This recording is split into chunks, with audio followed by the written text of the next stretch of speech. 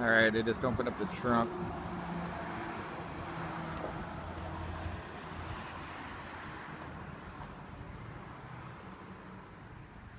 Just a little bit of dirt right there. I was just a leaf.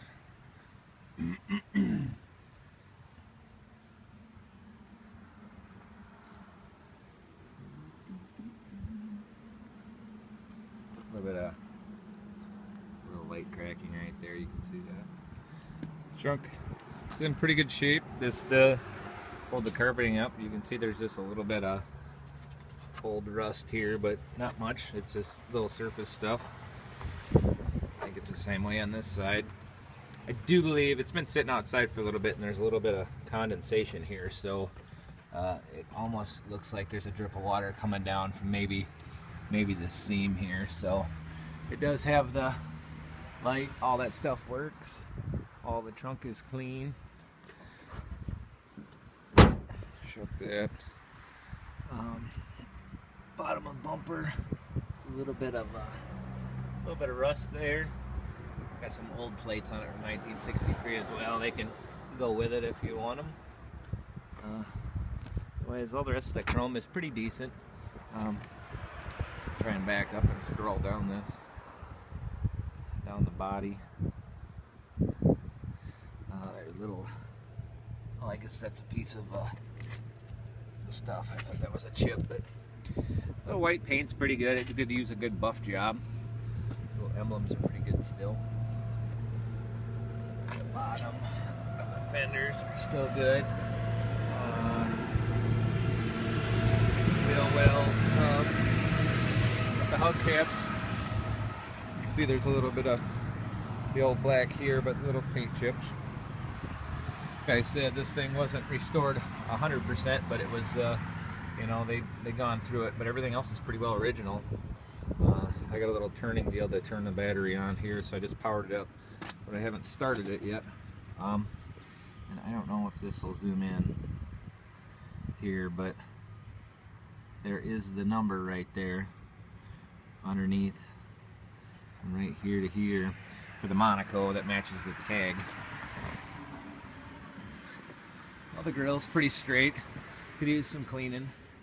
It's not no industrial show chrome, but it's pretty good. Again, there's a couple scratches here around the top, and then motor wise, let's see if I can zoom in better. There we go.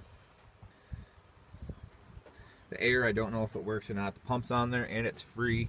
Sure, a guy could probably charge it up with some 12. This is the side with the exhaust leak, and you'll hear that.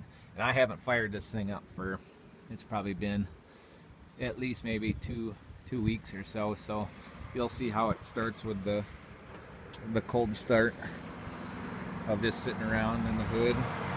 Emblems are pretty good. They look like they've been probably replaced.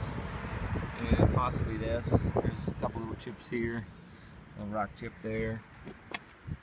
Guy could touch those up, and there's a little spot on the hood you can see off to the side here that this has a little bit of just a crack in the paint, but it could use a good buff job because it's not super glossy, but like I said, just a good buff job. Again, here's the other side, and here's that spot I was telling you about on the fender, and it's kind of hard to see, but it almost goes a little square.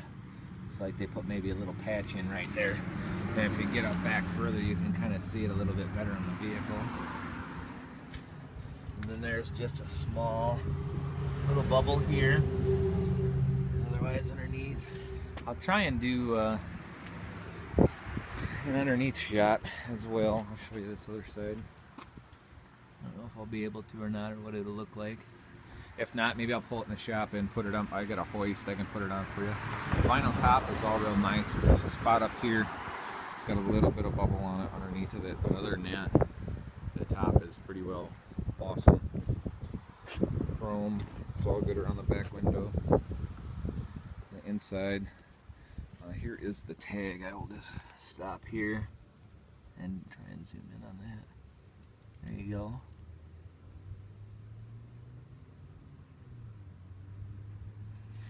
And you can see where they did do some paint work here that's kind of showing through, and it didn't cover very good.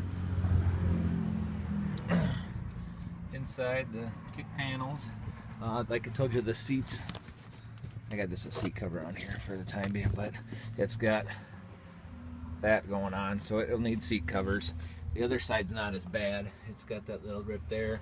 The uppers are all nice, but a rip there and here, and then a small crack on the console lid.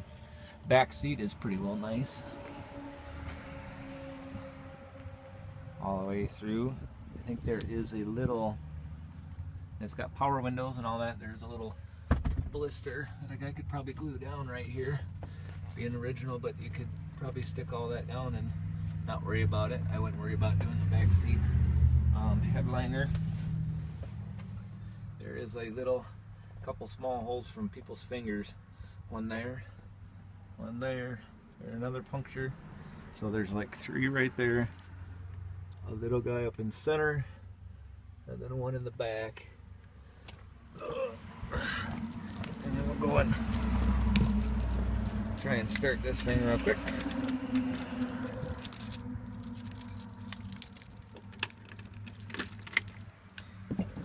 Again, I'm going to pump it up a couple times because it usually takes a little bit to get it fired up.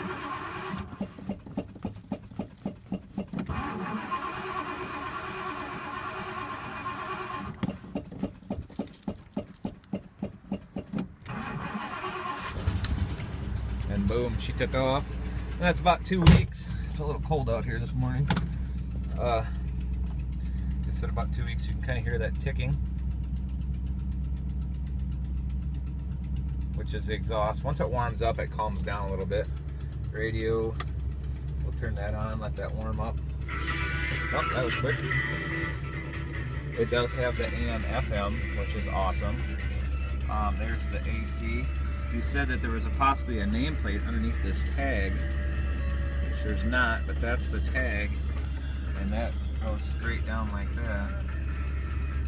And at the power switches, I've got some extra fuel filters here for the gas, this couple rags, and then that's it. There's T-Bird maintenance sticker that's in here, ashtray, the other door, dash. It's got a couple little cracks in here. You can almost see that rose color coming off because of dye. I mean, see that. I'll actually go shut the hood quick, and I'll be right back with another video. And I'll go take this thing for a drive real quick.